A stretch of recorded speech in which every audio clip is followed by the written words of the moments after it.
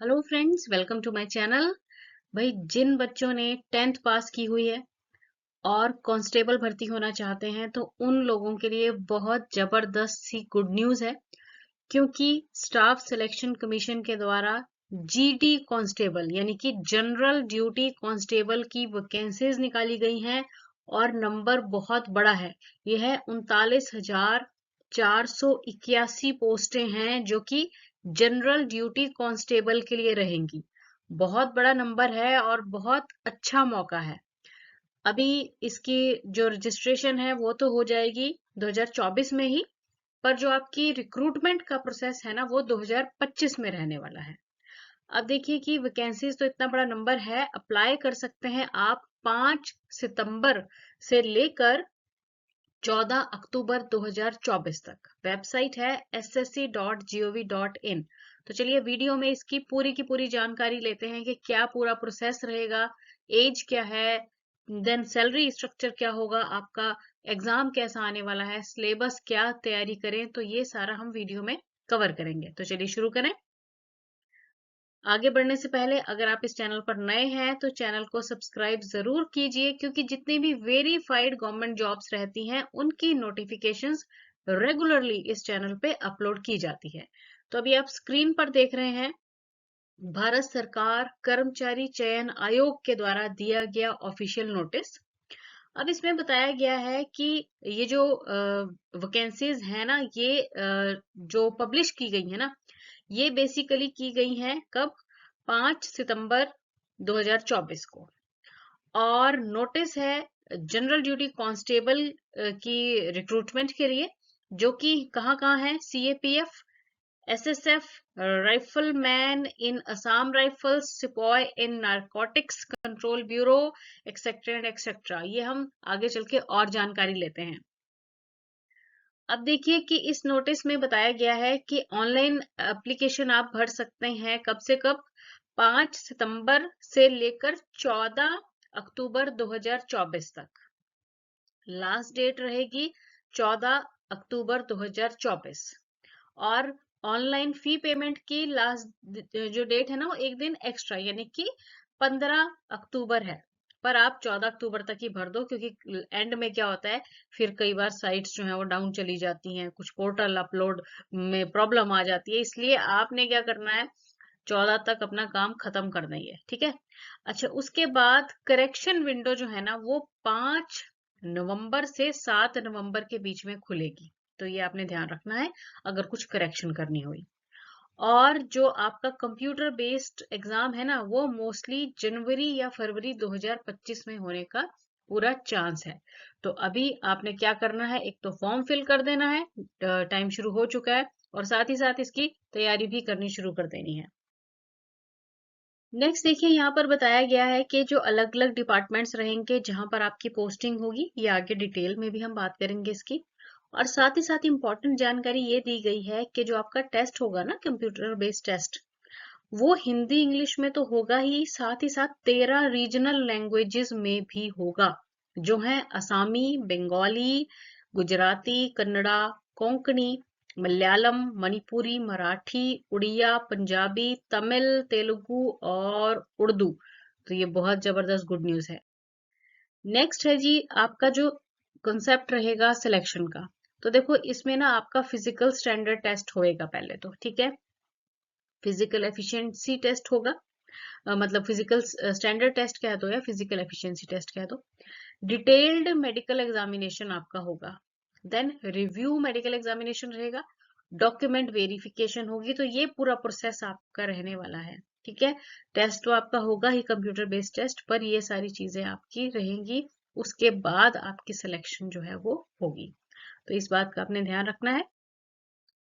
अब करेंगे इंपॉर्टेंट बात सैलरी स्ट्रक्चर की। तो देखो भाई, पे लेवल 1 है किनके लिए? जो है सिपॉय इन नारकोटिक्स ब्यूरो, तो उनके लिए पे लेवल 1 यानी कि 18,000 से लेकर 56,900। और बाकी जितनी भी पोस्टें रहेंगी उनके लिए पे लेवल 3 है, 21,700 से 69,100। ठीक है। आगे है वैकेंसीज, दोनों मेल और फीमेल के लिए बताई गई हैं, अलग अलग जो डिपार्टमेंट्स रहेंगे, फोर्सेस रहेंगे उनमें। तो बीएसएफ में देखो भाई मेल के लिए हैं टोटल 13,306 और फीमेल के लिए हैं कितनी 2,348, तो टोटल हो गई 15,654। उसके बाद सीआईएसएफ में मेल्स के लिए हैं 6430, फीमेल के लिए 715। ठीक है। सीआरपीएफ में मेल्स के लिए है लड़कों के लिए 11,299, लड़कियों के लिए है 242। एसएसबी में लड़कों की 819 है, इसमें लड़कियों के लिए नहीं रहेंगी। ठीक है। उसके बाद आईटीबीपी में 2564 है लड़कों के लिए और लड़कियों के लिए है 453।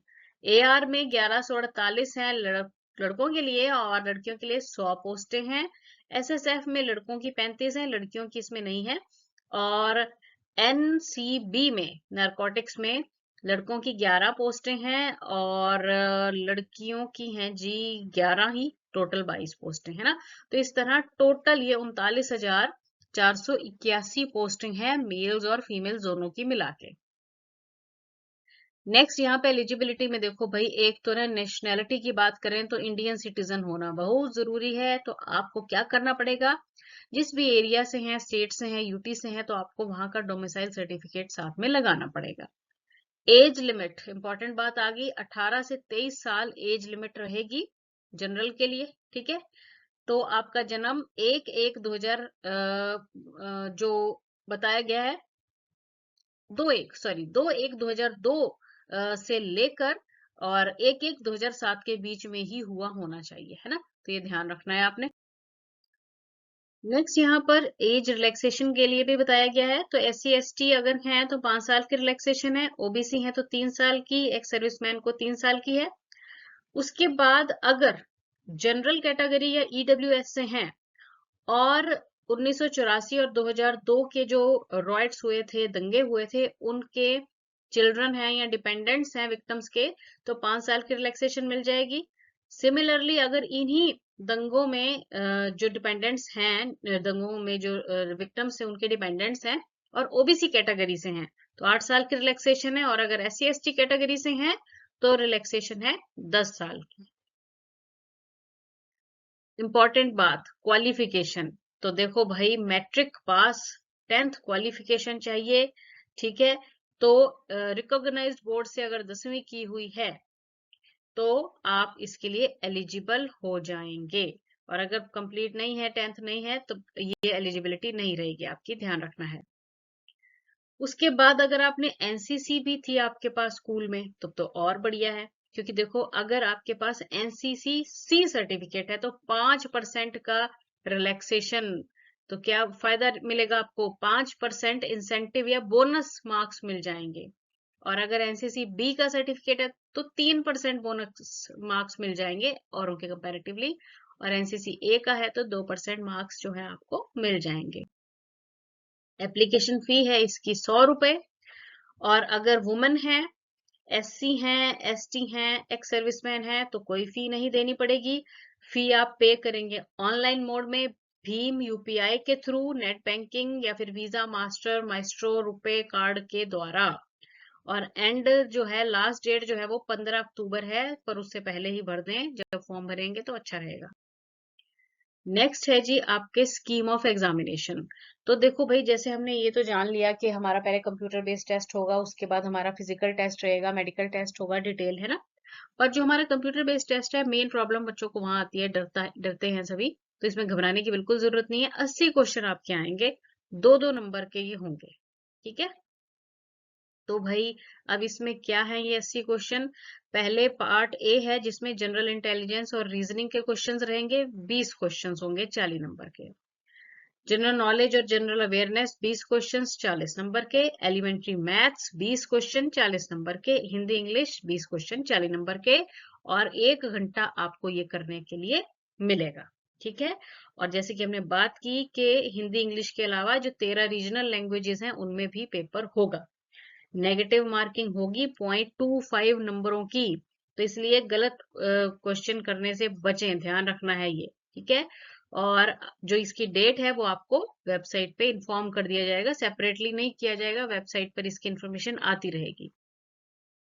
अब यहाँ पर सिलेबस दिया गया है चारों सब्जेक्ट्स का, जनरल इंटेलिजेंस और रीजनिंग का, जनरल नॉलेज और जनरल अवेयरनेस का, एलिमेंट्री मैथ्स और हिंदी इंग्लिश का। तो ये जो पीडीएफ है इसका मैं लिंक डाल रही हूँ डिस्क्रिप्शन बॉक्स में, आप वहां से जाके इसको चेक कर लीजिएगा और प्रिपरेशन अपनी शुरू कर दो। बेसिकली तो बच्चों जो 10वीं तक आपने पढ़ाई की है ना, वही सब आने वाला है, प्लस आप इसके लिए जो हमारा जनरल नॉलेज और जनरल अवेयरनेस है ना, उसके लिए आपको थोड़ी सी और तैयारी करनी पड़ेगी, और अच्छे से इसकी प्रिपरेशन अभी से आप शुरू कर दो। उसके बाद है जी मोड ऑफ सिलेक्शन। तो भाई आपने जब अपना टेस्ट ये क्लियर हो गया, उसके बाद आपका क्या होगा, फिजिकल स्टैंडर्ड टेस्ट होगा, फिजिकल एफिशिएंसी टेस्ट होगा, देन मेडिकल एग्जामिनेशन रहेगा, उसके बाद डॉक्यूमेंट वेरिफिकेशन होगी। अच्छा, अब इसमें देखिए जो आपके स्कोर रहेगा ना एग्जाम में, शॉर्ट लिस्टिंग होगी, तो मिनिमम यहाँ पे मार्क्स जो चाहिए आपको, अनरिजर्व्ड है, जनरल है तो 30%, ओबीसी ईडब्ल्यूएस तो 25% और अदर कैटेगरीज के लिए 20%। ठीक है, ये है एलिजिबिलिटी क्राइटेरिया। और जैसे कि हमने बात की कि अगर एनसीसी सर्टिफिकेट भी है तो ये बेनिफिट हमें मिल जाएगा। ठीक है, तो ये आपको ध्यान रखना है। अब यहाँ पे जब आप फॉर्म फिल करोगे ना, तो प्रायोरिटी आपसे मांगी जाएगी कि कौन सी फोर्स में आप अप्लाई करना चाहते हो। तो ये प्रायोरिटी वाइज यहाँ जो है अकॉर्डिंगली, जिस भी फोर्स में आप अप्लाई करना चाहते हो तो आप अकॉर्डिंगली कर दें, मतलब जैसे बीएसएफ में, सीआईएसएफ में, सीआरपीएफ में, जिस भी मतलब फोर्स में आप जाना चाहते हैं तो अपनी प्रायोरिटी आप वहां पे भरेंगे। और एंड में देख लो, अब ये भाई लास्ट जो इम्पोर्टेंट डेट्स हैं, शुरू हो चुका है ये प्रोसेस। 5 सितंबर से लेकर 14 अक्टूबर रहेगी लास्ट डेट, और फी भरने की रहेगी 15 अक्टूबर। और अगर कुछ करेक्शन करनी है तो 5 नवंबर से 7 नवंबर तक की डेट रहेगी। और एग्जाम मोस्टली होने का चांस है कब, जनवरी और फरवरी में। तो अब जल्दी से वही अपना फॉर्म फिल कर दो, और जो प्रिपरेशन का प्रोसेस है वो फटाफट से आप शुरू कर दो। Thanks for watching the video and best of luck.